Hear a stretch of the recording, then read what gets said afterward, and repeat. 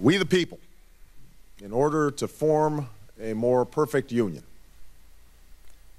221 years ago, in a hall that still stands across the street, a group of men gathered and with these simple words launched America's improbable experiment in democracy. Farmers and scholars, statesmen and patriots who had traveled across the ocean to escape tyranny and persecution finally made real their Declaration of Independence at a Philadelphia convention that lasted through the spring of 1787. The document they produced was eventually signed, but ultimately unfinished.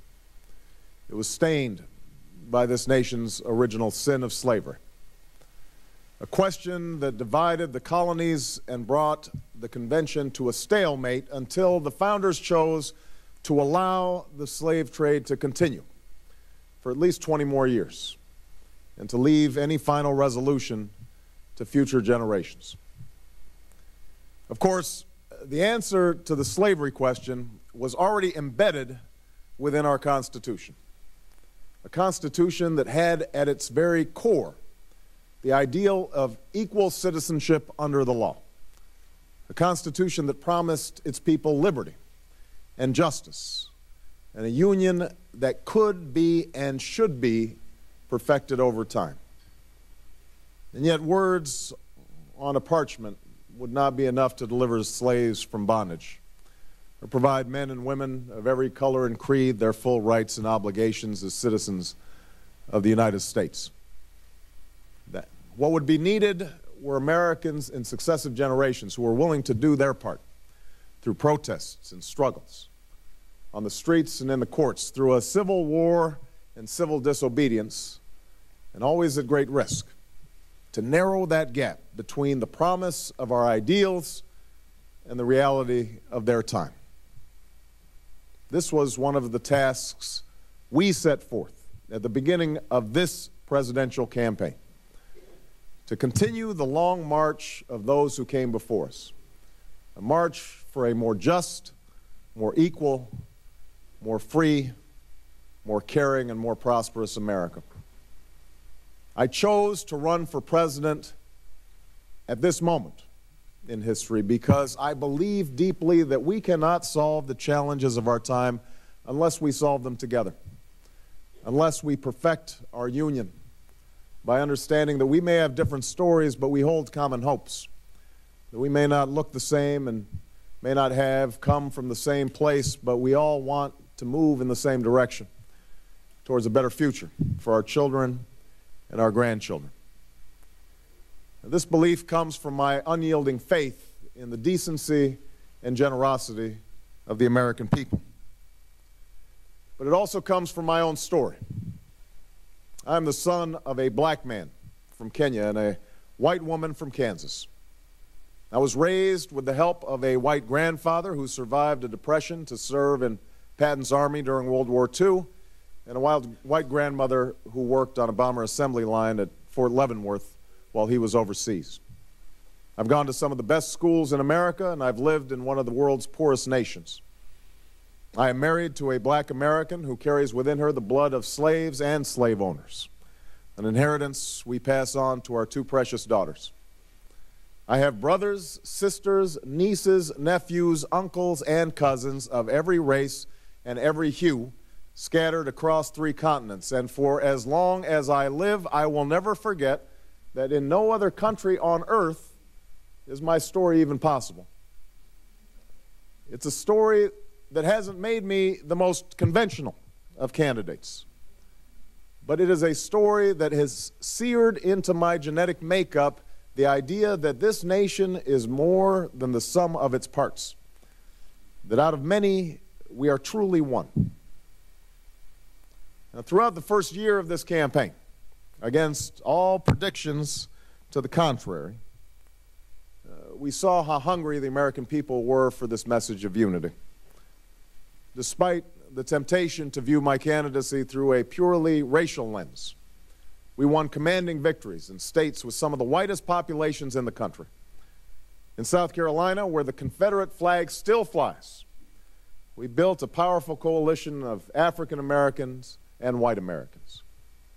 This is not to say that race has not been an issue in this campaign. At various stages in the campaign, some commentators have deemed me either too black or not black enough.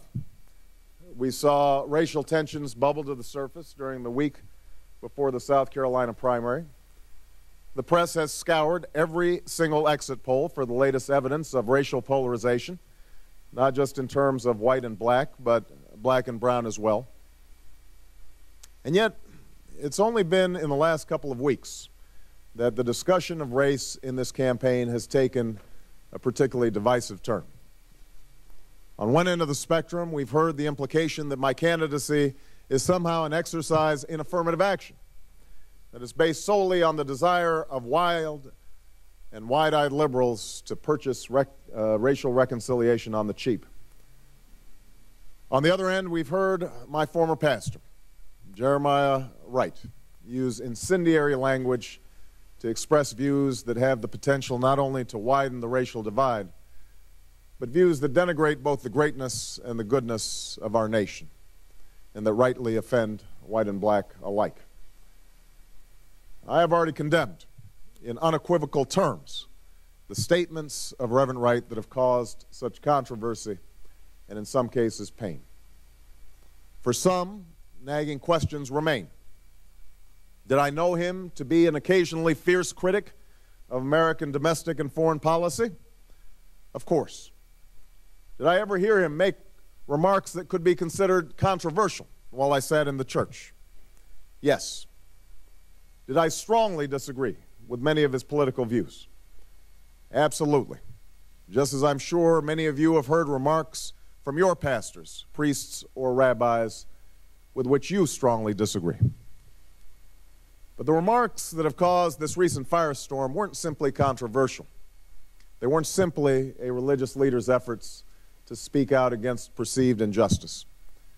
Instead, they expressed a profoundly distorted view of this country, a view that sees white racism as endemic and that elevates what is wrong with America above all that we know is right with America.